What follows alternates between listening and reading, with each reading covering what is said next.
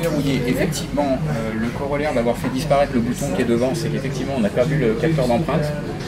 Du coup, pour la sécurité, on offre deux options similaires à ce qu'on fait sur les smartphones d'habitude, à savoir la reconnaissance faciale effectivement, mais aussi la reconnaissance d'iris avec le capteur dédié qui est situé dans le cadre supérieur. L'écran il est un petit peu plus grand que sur la Tab S3 puisque maintenant il fait 10,5 pouces de diagonale et surtout il est au format 16/9 là où la Tab S3 était au format 4/3. En termes de techno d'écran sur la Tab S4 on a donc toujours l'écran Super AMOLED comme sur la majorité des produits Samsung en fait, avec tous les bénéfices que vous connaissez. Puisqu'on se parle d'écran, vous l'aurez remarqué, on a toujours à côté le grand compagnon de nos tablettes, le S Pen, qui est toujours là avec toutes les fonctions qu'on lui connaît. Ça permet de prendre des notes, y compris sur l'écran verrouillé, c'est-à-dire que comme sur un Galaxy Note, il suffit d'approcher le stylet de l'écran verrouillé et sans même déverrouiller la tablette, on peut déjà commencer à écrire. On peut évidemment dessiner, peindre pour les plus doués. Alors moi je suis pas un super... Alors, voilà, il faut s'approcher, appuyer sur le bouton et ensuite à partir de là on peut prendre une note à la volée sans même avoir déverrouillé la tablette. Donc on peut dessiner, on peut peindre, on y retrouve notre application qui s'appelle PenUp, donc qui est ce qu'on pourrait appeler un réseau social dédié aux gens qui aiment bien dessiner, peindre, sur lequel vous voyez plein de gens faire des choses qui sont assez incroyables. Le stylet est fourni dans la boîte d'office. Il vient en coloris assorti, parce que là sur la tablette ça saute moins aux yeux, mais sur le stylet ça se voit plus. Ah oui, c'est gris. Là, voilà, la tablette existe en deux coloris, noir et gris perle, avec évidemment le stylet assorti à chaque fois. Un petit peu comme sur Tab S3, là vous voyez, il y a elles sont même logotées. Les haut-parleurs sont mis au point par notre société fille AKG.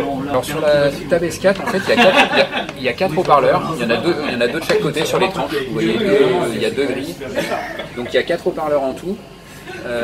Petite astuce, la répartition gauche et droite se fait dynamiquement exactement comme l'écran, c'est-à-dire que quand vous pivotez la tablette, la gauche reste à gauche, la droite reste à droite. Ils sont certifiés pour la norme Dolby Atmos, comme on a eu sur le Galaxy S9 en fait,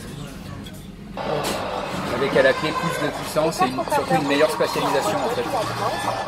En fait, quand on sent Dolby Atmos, on a un son qui est quand même assez plat, qui paraît un peu tassé dans le produit.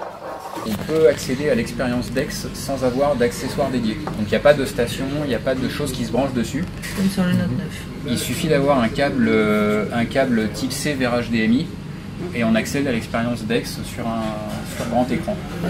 Et via quoi? C'est quoi, une appli? C'est quoi? C'est complètement transparent, on branche et on a une petite notification qui s'active. Il n'y a même pas d'appli à charger? Elle n'est pas visible dans le menu, c'est vraiment le système de la tablette qui gère ça. Donc il faut un câble, type C vers HDMI. USB-C vers HDMI. Exactement. Qui est fourni ou pas fourni? Non, qui n'est pas fourni. D'accord. Ses avantages, les fenêtres, les glisser-déposer, même si on n'a pas d'écran à porter et qu'on a juste la tablette. Pour ça, on peut le faire avec le clavier là, c'est quand même pratique. Il faut l'avoir ou on peut le faire sans? Il faut le clavier. Mais là, si on se met en mode clavier ici et qu'on quitte tout ça, la tablette va être capable de redémarrer en mode DeX sur son propre écran. On a le clavier ici, on y met une souris externe et là on est vraiment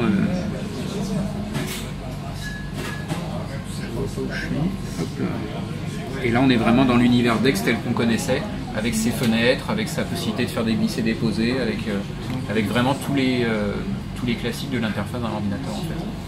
Donc là si on